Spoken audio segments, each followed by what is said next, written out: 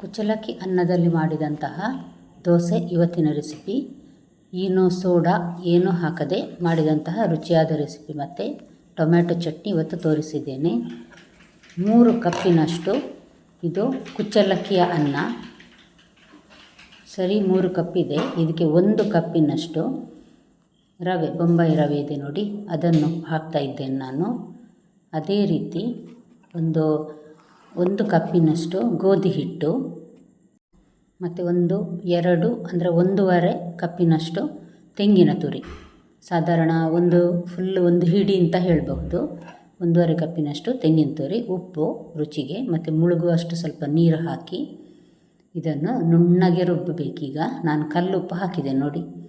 Batter consistency ಸರಿ ಇದೆ, ಮುಳುಗುವಷ್ಟು ನೀರು ಹಾಕಿದ್ದು ನಾನು. ಇದನ್ನು ನಾನೀಗ ಒಂದು ಪಾತ್ರೆಗೆ ಟ್ರಾನ್ಸ್ಫರ್ ಮಾಡ್ತಾ ಇದ್ದೇನೆ ನೋಡಿ.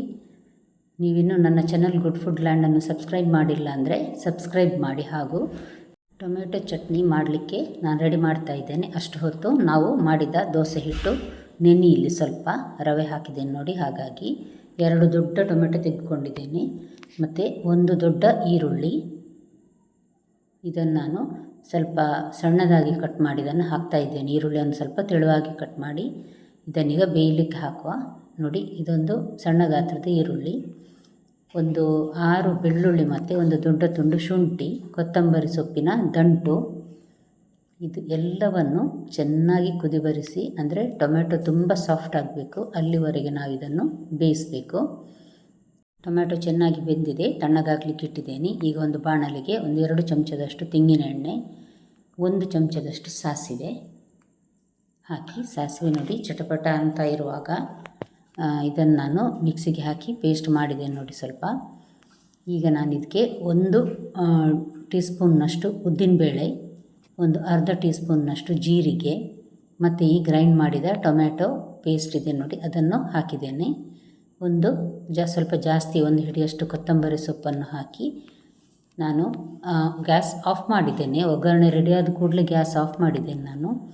ಕೊತ್ತಂಬರಿ ಸೊಪ್ಪು ಮತ್ತು ಸಣ್ಣಗೆ ಕಟ್ ಮಾಡಿದ ಈರುಳ್ಳಿ, 1 ಅರ್ಧ ಈರುಳ್ಳಿಯನ್ನು ಸಣ್ಣಗೆ ಕಟ್ ಮಾಡಿದ್ದೇನೆ ನಾನು. ಇದನ್ನು ಪುನಃ ಕುದಿಸ್ಲಿಕ್ಕಿಲ್ಲ, ಟೊಮೆಟೊ ಚಟ್ನಿ ಅಷ್ಟೇ ಮಾಡಲಿಕ್ಕೆ. ದೋಸೆ ಹಿಟ್ಟು ಸರಿಯಾಗಿ ನೆಂದಿದೆ. ಈಗ 10 ನಿಮಿಷ ನೋಡಿ. ದೋಸೆ ಹಾಕ್ತಾ ಇದ್ದೇನೆ. ಸುತ್ತ ತುಪ್ಪ ಅಥವಾ ಎಣ್ಣೆ ಹಾಕಿ ಬೇಯಿಸ್ಬೋದು. ನಾನ್ ಸ್ಟಿಕ್ ಪ್ಯಾನಲ್ಲಿ ಸಹ ಮಾಡಬಹುದು. ನಾನಿಲ್ಲಿ ಐರನ್ ಕಾವಲಿಯಲ್ಲಿ ಮಾಡ್ತಾ ಇದ್ದೇನೆ ನೋಡಿ. ಎಷ್ಟು ಚೆನ್ನಾಗಿ ತೂತಾಗಿ ಬಂದಿದೆ ಅಲ್ಲ ದೋಸೆ.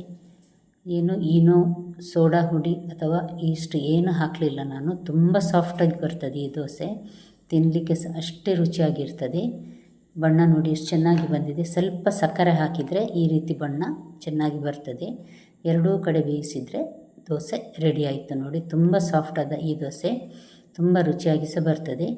ಈ ರೆಸಿಪಿ ನಿಮಗೆ ಇಷ್ಟ ಆಯ್ತಂದರೆ ದಯವಿಟ್ಟು ಲೈಕ್ ಬಟನನ್ನು ಪ್ರೆಸ್ ಮಾಡಿ ಮತ್ತು ಫ್ಯಾಮಿಲಿ ಫ್ರೆಂಡ್ಸ್ಗೆ ಶೇರ್ ಮಾಡೋದನ್ನು ಖಂಡಿತ ಮರಿಬೇಡಿ ನೋಡಿ. 2ನೇ ದೋಸೆ ಸಹ ನಾನಿಲ್ಲಿ ಹಾಕಿ ತೋರಿಸ್ತಾ ಇದ್ದೇನೆ ನೋಡಿ.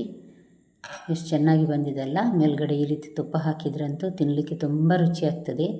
ತೆಂಗಿನಕಾಯಿ ಚಟ್ನಿ ಅಥವಾ ಟೊಮ್ಯಾಟೊ ಚಟ್ನಿ ಇದಕ್ಕೆ ರುಚಿಯಾಗಿರ್ತದೆ. ಇವತ್ತಿನ ರೆಸಿಪಿ ನಿಮ್ಗೆ ಇಷ್ಟ ಆಗಿರಬಹುದು. ನಾಳೆ ಇನ್ನೊಂದು ಹೊಸ ರೆಸಿಪಿಯೊಂದಿಗೆ ನಿಮ್ಮನ್ನು ಮತ್ತೆ ಭೇಟಿ ಆಗ್ತೇನೆ. ನೋಡಿದ ಎಲ್ಲ ವೀಕ್ಷಕರಿಗೆ ಧನ್ಯವಾದ.